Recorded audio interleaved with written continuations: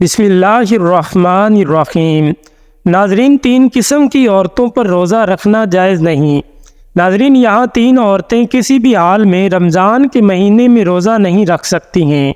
اگر ان میں سے کسی عورت نے روزہ رکھ لیا تو یاد رکھیں، ایسی عورت کا روزہ کبھی نہیں ہوگا۔ ایسی عورت کو اللہ تعالیٰ کی طرف سے سخت عذاب ہوگا۔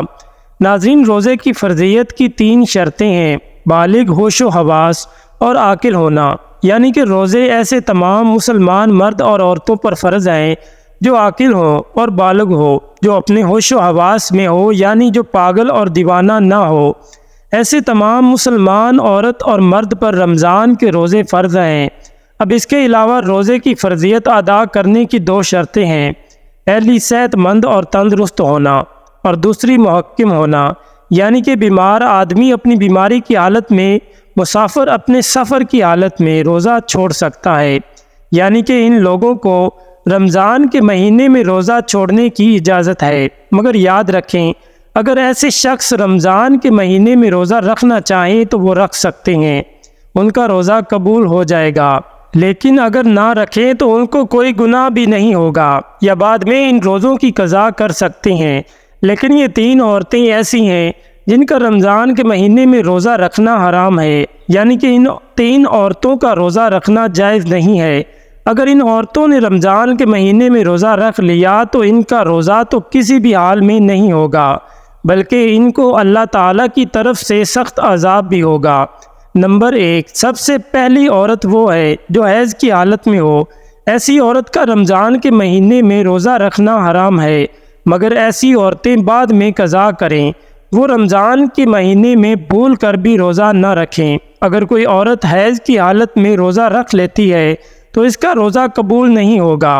حدیث شریف میں ہے کہ حالت حیض میں عورت روزہ نہیں رکھے گی، اور حیض کی مدت ختم ہو جانے کے بعد ان دنوں کے روزوں کی قضا واجب ہے، جیسا کہ حضرت عائشہ صدیقہ رضی اللہ تعالی عنہ فرماتی ہیں کہ حضور نبی کریم صلی اللہ علیہ وسلم ہمیں حالت حیض سے پاک ہونے پر روزوں کا حکم فرماتے۔ اس کے علاوہ روزے کی حالت میں اگر مغرب سے پہلے کسی بھی وقت عورت کو حیض آ جائے تو اس کی وجہ سے روزہ فاسد ہو جائے گا، اور پاک ہونے کے بعد اس روزے کی قضا لازم ہوگی۔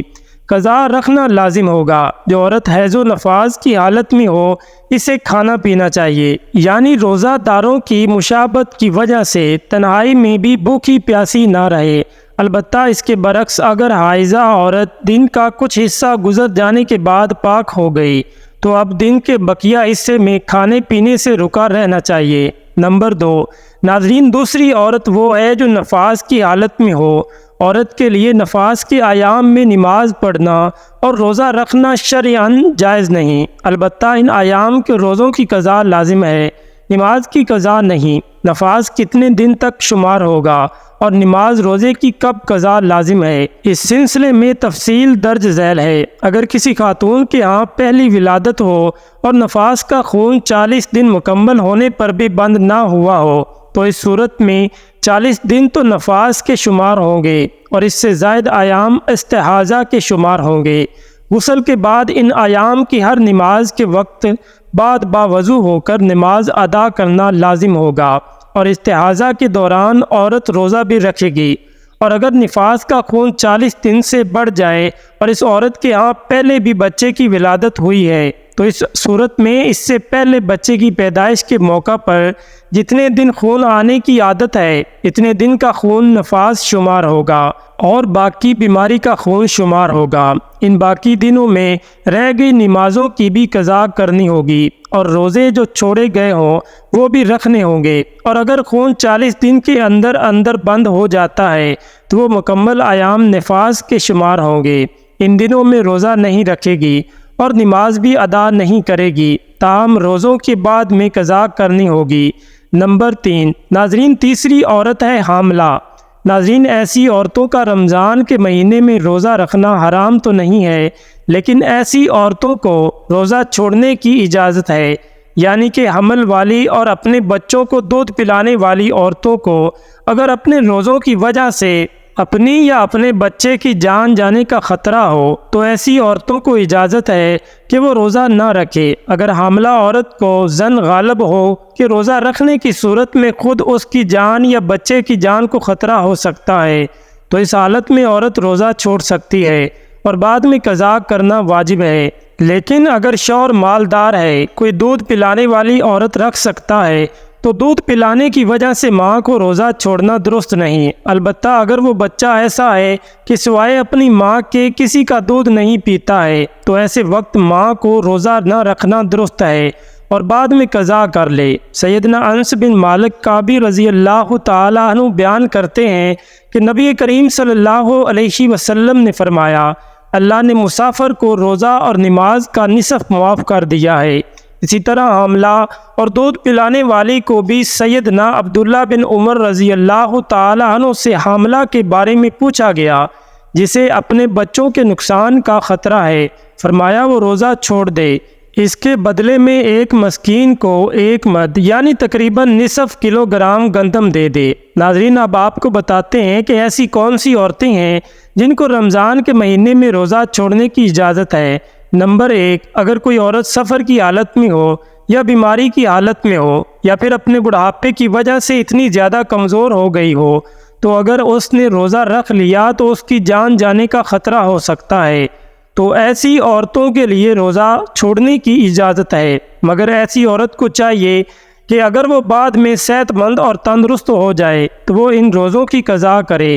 اگر بعد میں وہ پھر دوبارہ صحت مند نہ ہو سکی تو اسے چاہیے کہ وہ ان روزوں کا کفارہ ادا کرے، اور کفارہ یہ ہے کہ ہر روزے کے بدلے میں کسی مسکین کو 2 وقت پیٹ بھر کر کھانا کھلایا جائے۔ نمبر 2، اگر کسی عورت کو روزے کی حالت میں سانپ نے ڈس لیا ہو اور اس کی جان جانے کا خطرہ بن گیا ہو تو ایسی عورت کو بھی حکم ہے کہ وہ اپنے روزے کو توڑ سکتی ہے، اس کو کوئی گناہ نہیں ہوگا، لیکن بعد میں جب وہ صحیح ہو جائے تو اس روزے کی قضا کرے۔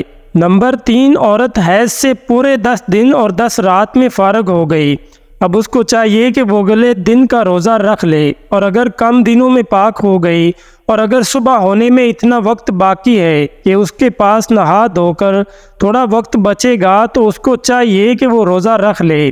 دین اسلام نے دنیا کے ہر خطے میں رہنے والے عاقل، بالغ اور مسلمان مرد و عورت پر ماہ رمضان کے روزے فرض کیے۔ قرآن حکیم میں ارشاد ہوتا ہے، رمضان کا مہینہ وہ ہے جس میں قرآن اتارا گیا، جو لوگوں کے لیے ہدایت ہے اور جس میں رہنمائی کرنے والی اور حق و باطل میں امتیاز کرنے والی واضح نشانیاں ہیں۔ بس تم میں سے جو کوئی اس مہینے کو پا لے تو وہ اس کے روزے ضرور رکھے۔ فرض کی عدم ادائیگی قابل تعزیر ہے، لیکن اسلام چونکہ بطور دین ہے، سہل عمل ہے، اس لیے اس میں جبل نہیں، جیسا کہ قرآن حکیم میں ارشاد باری تعالیٰ ہے، دین میں کوئی زبردستی نہیں، اس لیے سفر، بیماری اور خواتین کو حالت حمل وغیرہ میں روزہ رکھنے میں رعایت دی گئی۔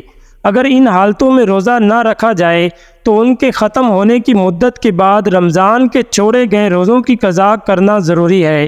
اللہ پاک ہمیں بہتر عمل کرنے کی توفیق عطا فرمائے اور ہمیں نیکوکاروں میں شامل کرے، آمین۔ ناظرین، کمنٹ باکس میں اللہ تعالیٰ کے 99 ناموں میں سے ایک نام ضرور ٹائپ کر دیں۔ ویڈیو پسند آنے پر ہماری ویڈیو کو لائک اور دوستوں کے ساتھ شیئر ضرور کریں۔